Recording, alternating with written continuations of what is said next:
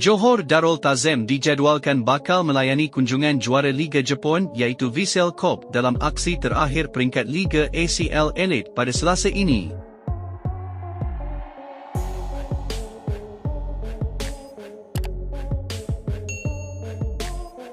Selepas mengharungi 7 perlawanan yang mencabar, skuad kendalian Hesko Monos kini berada di kedudukan ke-7 Liga dengan kutipan 8 mata.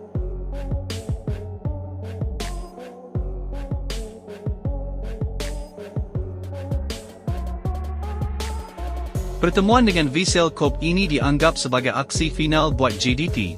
Kemenangan di laman sendiri bukan sahaja akan mengukuhkan kedudukan mereka dalam kelompok 8 pasukan terbaik, malah bakal menjamin tiket ke pusingan 16 pasukan terakhir.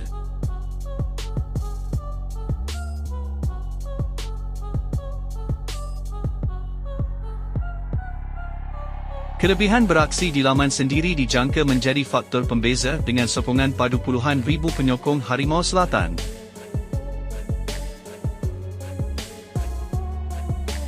Walau bagaimanapun Vissel Kobe bukanlah lawan yang mudah, gergasi Jepun ini kini memimpin carta Zon Timur dengan 16 mata dan telah mengesahkan slot ke pusingan seterusnya.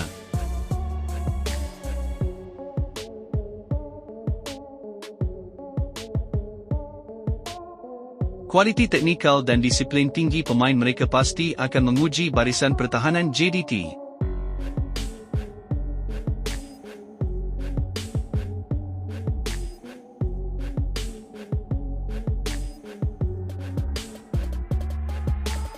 Ayuh semua peminat bola sepak Malaysia, kita berikan sokongan padu kepada satu-satunya wakil negara di ACL Elite pada Selasa ini.